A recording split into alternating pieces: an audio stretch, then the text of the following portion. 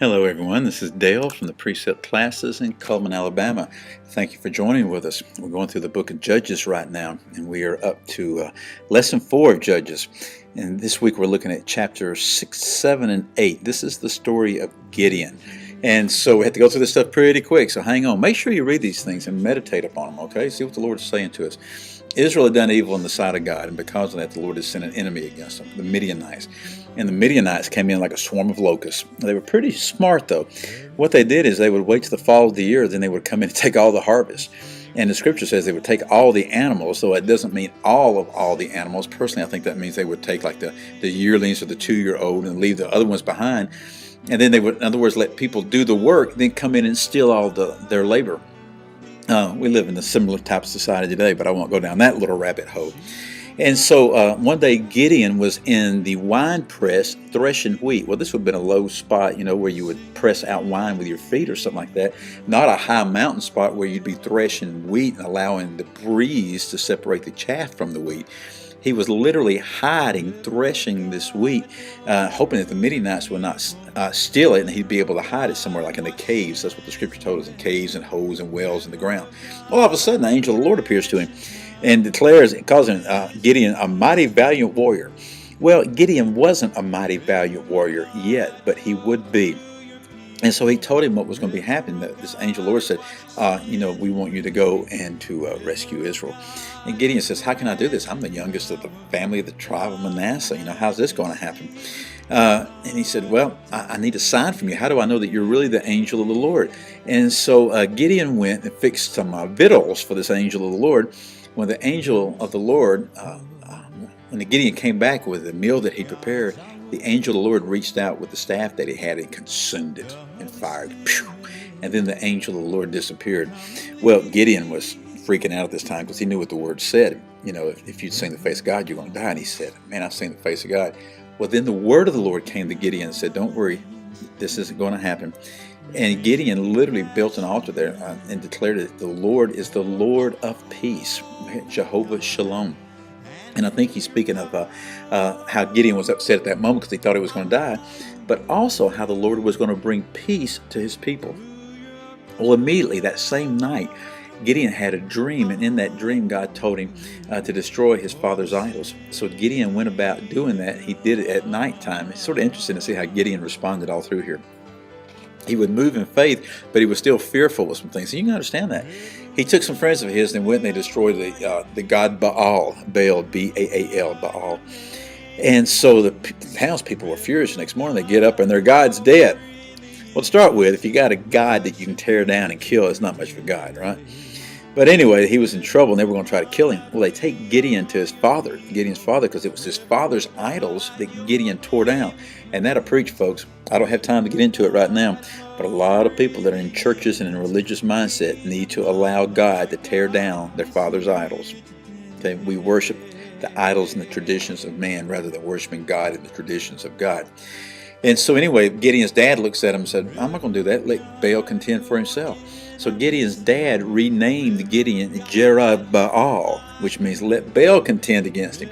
In other words, if Baal is much of a god, then let Baal deal with him.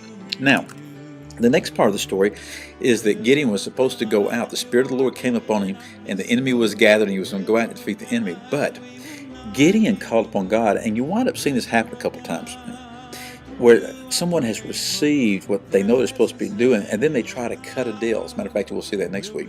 Try to cut a deal with God. Here Gideon said, well, Lord, if I'm really supposed to do this, and it's a really interesting phrase. He says, if you're going to do what you said you were going to do, that right there is the answer. Gideon was saying, you told me you were going to do this, but Gideon was really doubting what God had told him. So he puts out the fleece. And you know the story. You have the fleece that gets wet one night and dry the next night. The fleece is not the way that we hear from God. It wasn't even the way they heard from God then. God just simply put up with Gideon basically when he did this and used it as an faith enhancer in Gideon's life. But you'll hear people say all the time, I put a fleece out on something. Oh, no. It's not to be used that way, and that's not how it was intended here. It really showed Gideon's lack of faith. So Gideon was going to go out and he's going to battle. Well, chapter 7, you see, God says, Gideon, this is great, this is cool, but you've really got too many people. Well, when you go to war, can you have too many people?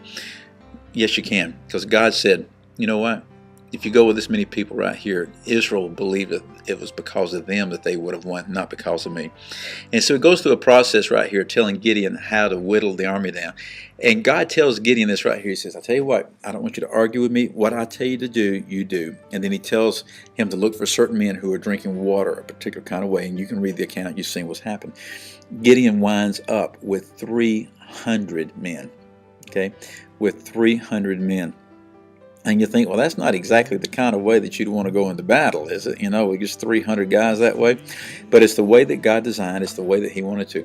And so when they went, Gideon actually needed a little more encouragement with some things. And so God knew this. God said, you know, if you need more reassurance about some things, and if you're not sure about the enemy, go down into their camp tonight. And Gideon did. Took his manservant, went down, and he heard a dream. And that dream was verified through somebody else there. And Gideon said, yes, I know I'm supposed to do this. Then when they go into the Midianite camp, he takes 300 men. He splits them up into 3 companies of 100 each. They have a pitcher in the hand, okay, some type of bowl or something, a pitcher, a covered pitcher with light in it, and a trumpet in another. Because when these 300 men left the 32,000, they took the horns, the trumpets of the commanders. See, the commanders would have had trumpets that would have blown to guide the men. So if you heard one trumpet blowing, that one trumpet represented many, many, many men. So these 300 men had a trumpet in one hand and the pitcher, covered pitcher with a light in the middle, with a lantern in the middle. Where's the swords? Where's the spears? Where's the shields? Where are the weapons of warfare? And boy, this is very, very important for us to understand, because it shows us really the weapons of warfare that we have. Because when Gideon gave the sign, they blew those trumpets, which is a picture of the high praise of God, of praising the Lord, blowing the trumpet, trumpeting the gospel message, praising the Lord, worshiping the Lord. And then they threw those pitchers on the ground and shattered those clay pots, shattered them, that the light was revealed. So all of a sudden you hear this sound, each trumpet represented many, many men. Then all of a sudden you see all this light, and the enemy was set, fleeing, the enemy was set against each other. It's pictures of us. That broken pitcher, that broken clay pot, is a picture of us and how we are to walk in brokenness and death to self. The light inside that, the light inside each and every true believer, the Spirit of the Lord. And so Gideon was victorious. The Midianites were sent fleeing. Chapter 8, you see Gideon capturing these kings and dealing with some that had dealt evilly with him. Gideon tried to get his son to kill him, and he wouldn't, so Gideon killed him.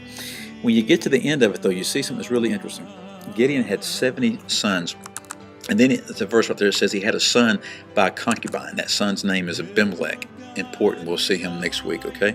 But what's sad is they tried to make Gideon king. And Gideon said, no, I will not be king. Neither will any of my sons be king, or my grandsons be kings. None of them will be. He says, but if you got some gold right there from all these folks, I'll take some of that. Then Gideon took the stuff that they gave him and he made an ephod. Okay? He made an ephod. And it wound up, Scripture says, it was a snare for Gideon's family. It was a snare for the people. As long as Gideon was alive, they followed the Lord. But at the end of the 8th chapter, it's the saddest thing, because it goes into what we'll see next week. When Gideon died, these people turned away from the Lord, and they turned toward the Baals and started worshiping them even more than they did. And then they did not do what was right in the eyes of God in relationship to Gideon and his family. Gideon, at the end of his life, was ensnared by idols that he had created. We need to be very careful. Now, we know that Gideon was a man of righteousness. He was a faithful man. We see him over in Hebrews 11. But there really is a word for us right here to remain strong. You know, Paul was fearful of that he would not press on to the very, very end, to the very end. And so let us determine in our hearts that we will. In the meantime, I'm Dale from the Precept classes in Cullman, Alabama, and I'll see you again next time. Goodbye.